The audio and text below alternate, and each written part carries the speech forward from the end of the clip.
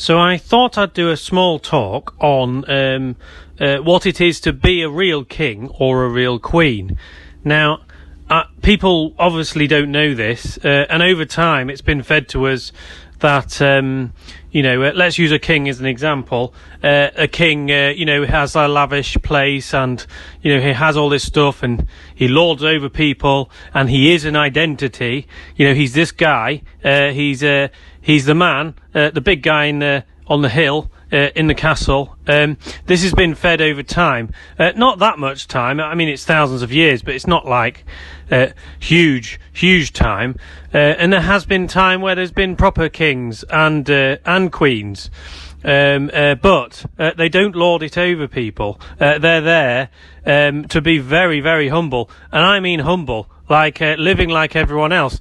Yes, people may give them stuff because they're doing a job. It's like a job, like the blacksmith or someone else. They're just really well tailored towards that job, and that's keeping everything together.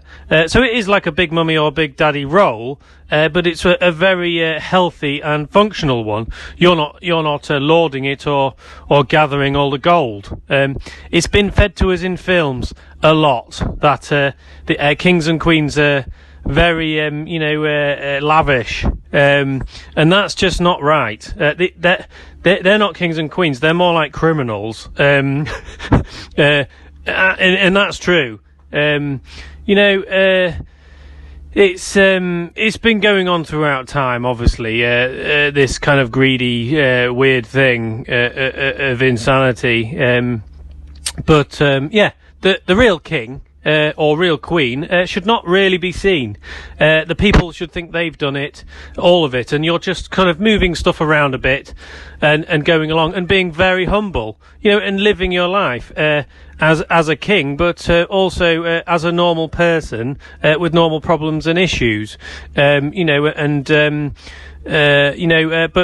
you're able to guide, and it's normally a person or people that have really done their homework inside themselves, so their humbleness is real, so this whole thing with people standing out, being famous, and having guards, and I mean that's another thing. If you're a proper king or queen, you don't need to guard yourself. You don't need to have an army or go to war. People that have armies and like bodyguards, there's a reason for that. There's a reason that they have these things, and that's because they've done things wrong, and you have to guard yourself. That's the only reason, that should be very, very obvious to people, but it doesn't seem like it is. Hopefully, in the future, people will understand what a proper leader of the community is. It's an interesting subject, being a king or queen, and having humbleness, extreme humbleness.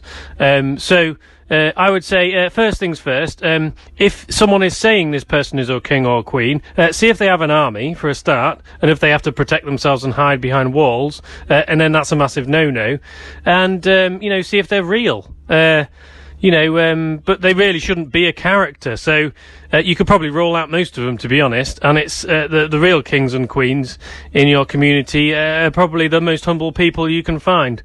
So they will be there, and they'll be there to help the community, but they'll be being squashed by some kind of war shit, or whatever. Maybe not. Maybe that's weird. But anyway, thought I'd just say a few things about being a king or queen, a real one, and the humbleness involved. Okay, I'm going to... I've got to pick my son up from work. I'm going to do that. Okay, cheerio.